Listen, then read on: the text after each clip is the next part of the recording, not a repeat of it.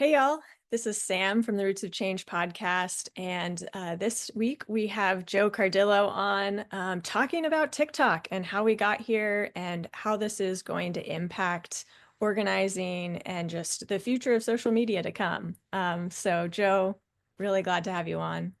Yeah, glad to be here. Thanks, Sam. Good to see and hear you again. And for folks who aren't familiar, I do a lot of different things, but my day job is doing mis and disinformation monitoring and research, which is kind of a quiet back end thing that I do. And then I also run the Early Manager, which is my own coaching and training firm. But I do have a background kind of working in comms and marketing and tech and startups, which I did for the better part of a decade before kind of arriving where I'm at. So all things social media and all things TikTok are always interesting to me. So, and this one in particular, right now, the moment is really, I think, kind of unique with TikTok.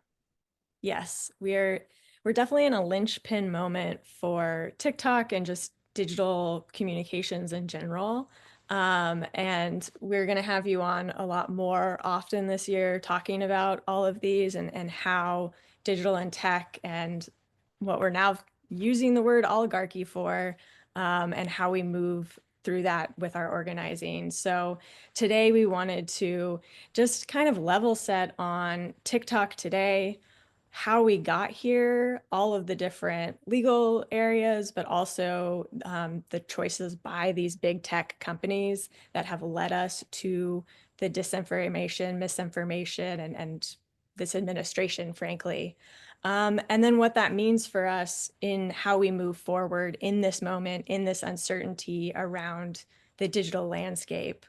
Yeah, do you mind if I say something that I think is really just to frame us to start? Let's go for it. Something happened that I think is really significant, and pretty much everyone in and around the TikTok app saw it, and others did too. Um, Over the last week, TikTok, was facing this ban, is going to get shut down maybe. And on Saturday night, at some point, put up this little kind of pop-up message to every user, all 170 million users. You probably got it. I got it. That said, we're banned. We're going to begin the process of closing down. And but we're talking with President Trump. Hopefully, he can help. That was more or less what the message said. And then the next day, they put up a similar message to all 170 million users that said, "We're back. Thankfully, lucky us, President Trump helped us and saved us." This is like in less than 24 hours. And it's highly unusual for a tech company to send a message or put up a kind of, they call it an interstitial display, it's kind of like an ad basically, but it's from the company. It's highly unusual for them to put something like that up in the first place that would be anything other than like basic user transaction, like the service is down, the service is up, or we're having an issue, very technical transactional messaging. To put something up like that is really significant, and it's very rare. At least it has been very rare. And I think it just illustrates, definitely curious your take, Sam, but I think it illustrates where we're at. Things have changed. And I think it's pretty significant that that happened. So I just wanted to frame that. And then if you want to hop in, please do. And then we can talk a little bit more about kind of the wonky tech stuff. Yes. No, I'm really glad you started with that message because I think it does encompass so much.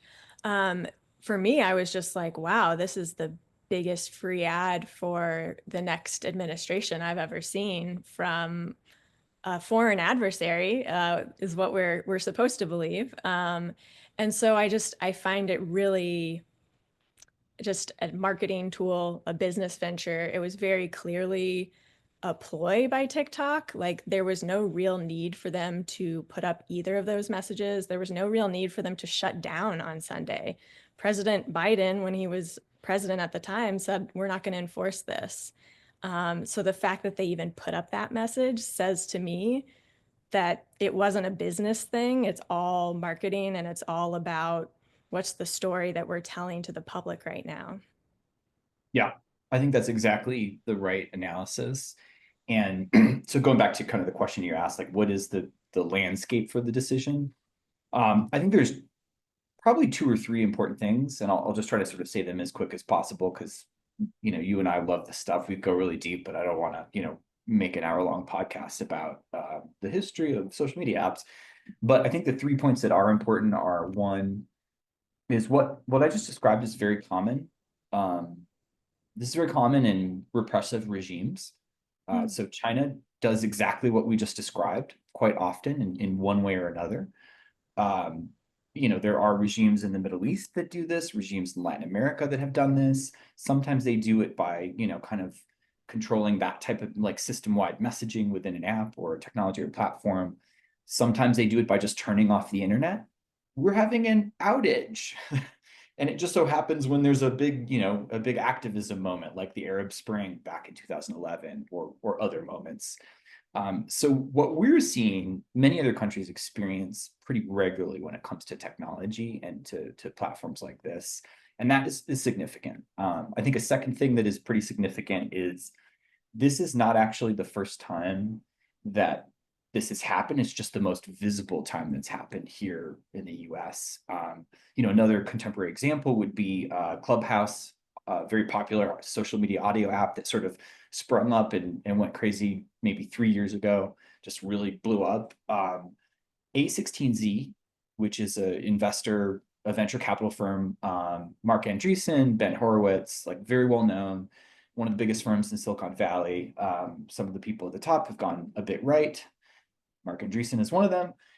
But they actually, when they invested in the app and got pretty closely involved, they had themselves put as the featured user so that when you logged in or were the first time, user there, the people it recommended that you follow and go engage with were the investors. Like, and so of course the things that they were saying on their Clubhouse audio spaces were being amplified or kind of boosted. And so I think that's really important. Like there is a history with tech and big tech of doing this kind of thing. This is just the most obvious version of it. And then I think a third thing, which, goes back to kind of the context piece, and I think you can get into it too, is this is this is really about influencing regulation and the government and making sure that they're not regulated as big tech platforms. And I think that's why they're sort of taking more active hand. And as we've seen in the last few weeks, Mark Zuckerberg and Elon Musk, that playbook is like pretty common. So. Yeah. Yeah. And really, like what you're highlighting is that it's not that you and I are anti-tech, it's that we're anti-big tech. We're anti one set of very wealthy white men controlling the roads of our digital infrastructure. We talk, we're really experiencing like the Trump administration just in the first week. And a lot of people are talking about manifest destiny, colonialism. Like I really see a lot of these moves as the digital colonialism. When we go back, like let's kind of talk about like TikTok as what it is, TikTok, like you've shared, is super popular because of the algorithm, because it does such a good job of understanding us and then giving us the content that it thinks that we want. And so that's something that we have to think about is this business model coupled with government action. And then right now, our governments need to suppress any type of progressive messaging.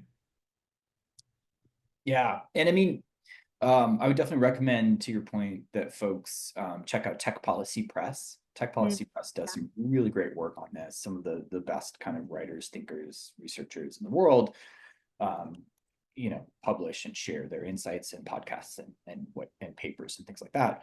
Um, but I do think, kind of going back to what you're saying, like the landscape for this is really important. And I've used TikTok a fair amount, and like even though I have some concerns about the national security aspects, I think there's very real things there to be concerned about. absolutely. Um, but it's a really enjoyable app. It has a lot of good features.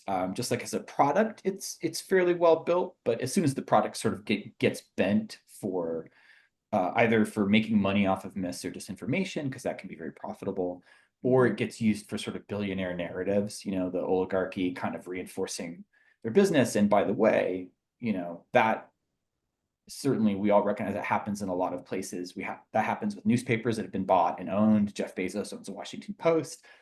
Uh, can't quite remember the owner of the LA Times now, but it's a very wealthy doctor, Mhm. billionaire.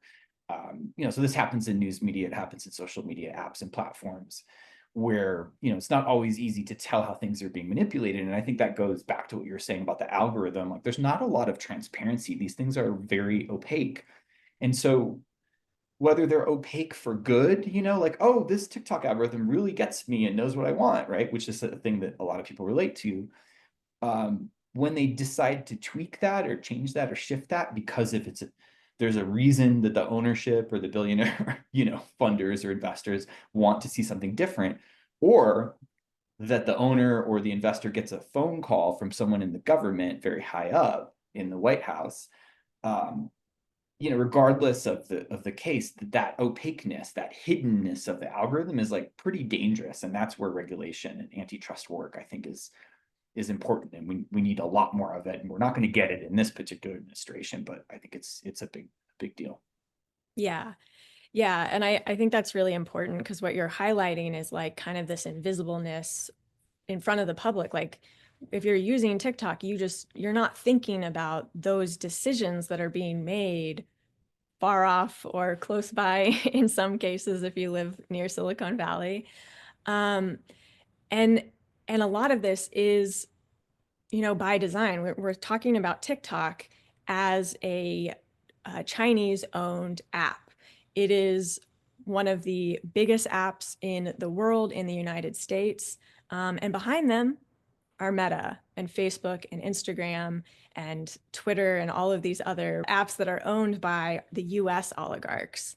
And so we can't have this conversation solely on national security purposes when clearly the national security is capitalism and manipulating the public so that we're suppressing any type of kind of pro-Palestinian content, other content that just doesn't work for the administration or the government. Yeah, and I think we have to deprogram ourselves a little bit when we're talking about this topic in general, because I'm not trying to be hyperbolic, but like there are no good billionaires in this case. That is not a thing. I know some people are like, oh, hopefully a nice billionaire will buy TikTok, or maybe we'll get lucky and a billionaire will invest in a good social media app. Um, there are a lot of decentralized, smaller, more spread out options like Mastodon, Pixel Fed, which is an Instagram replacement that runs on the same kind of protocol as Mastodon, Blue Sky, which is gaining popularity but has some problems because venture capitalists are investing in Blue Sky at this exact moment. They're raising a pretty big round. So there are a lot of other options, and I think they're important. But anytime you put hundreds of millions of users on one platform and then you centralize that, and then you decide to shift their opinions or perspectives or feelings with sort of the ownership narratives, I think that's going to be a problem, and all of that needs to be regulated. That's not about TikTok. That's not about Meta or Facebook. That's about any platform with a large number of users that's centralized in that way. And you have a contemporary example if you go back to 2009, 2010, when the housing crisis really hit, and there was a bunch, for folks who are not familiar, there was a bunch of wild risk taking and scams in the housing and mortgage industry, and then it collapsed because those assholes were doing really bad things that were unethical. Uh, and then in the wake of that, you had more regulation where you would have they differentiated the regulation for much smaller banks and finance institutions versus medium sized versus super large, because the recognition was that a super large bank that held $1 trillion in mortgages, their ethical practices need to be a lot more transparent and regulated and controlled, because if they make a mistake or they have an endemic history or culture of shitty practices, it's going to tank a lot more people. And I think that's very true of social media too. Um, Mm-hmm. and these companies don't want that. They don't want to be regulated in that way, but that's an example of the type of regulation that would absolutely make sense. Yeah, yeah. And I think it's very important to note too that, I don't have the figure, but however much Elon Musk put into the US election, was not to fire Joe Biden. It was to fire Lena Khan at the FTC. Obviously, Musk has many other interests, but from a digital perspective, Lena Khan was doing some amazing things around deregulation, getting rid of junk fees, getting rid of allowing the one-click unsubscribe and cancellation. Like these are things that are actually able to help everyday people, but there was just too much effort and noise to make sure that that message didn't get out to the public. Yeah, yeah, absolutely. And I mean, part of it is just like regulating the practices of these companies in general. And, they collect our private data and they use it in ways that they shouldn't. It's just not okay. And, I'm not looking at the exact stat, but some very high percentage of Americans, 80, 90%, don't think that companies should have access to all of our personal data. Like we all sort of agree that that misuse of our personal information is not okay. And they're doing that as sort of a regular part of their business. So when these billionaires like Musk buy a platform for $44 billion, and then I think he spent about $275 million that we know of to get Mhm. Trump elected through the super PAC and other things. When they spend that money, it's actually sort of funny, because they're always talking about merit, meritocracy, and the free market, but like that's actually about not having a free market. They don't want a free market. That's not why you spend that kind of money. You don't want competition. You want to stifle competition. And so the work that Lena Khan did at the FTC is like absolutely essential for that reason, because I think there's some issues with free market capitalism in general, but moving towards having more consumer choice and protecting consumers certainly makes sense. And so, I think with going back to the TikTok thing, like I think with these apps, we are moving into a new era, and that also means that for us as users and communicators and social change activists, that we're going to have to move accordingly and learn that that this new era has some different realities and some different ways to move to. Yeah, absolutely. Let's dig into that. Let's talk about how we really evaluate. I know I've gotten a lot of messages from organizations who are just like, what do I do right now? Do I need to take my meta ads off? Do I need to just throw away TikTok? And I think so much is moving right now. So take a beat, don't make rash decisions. But it's important that we have some types of understanding and frameworks so that like when these apps do hit a threshold where it's just like not healthy for you, it's okay to make those decisions to move away. Yeah, for sure. I mean, I have an opinion about it, and then I'm curious to hear your thoughts, Sam, Yeah, too. cool. Um, One thing is, and I'm going to talk a little about kind of the transition piece. Like I think, just adjusting your portfolio of the places that you're spending time and creating content and distributing content is really, really important. That's not really a new concept.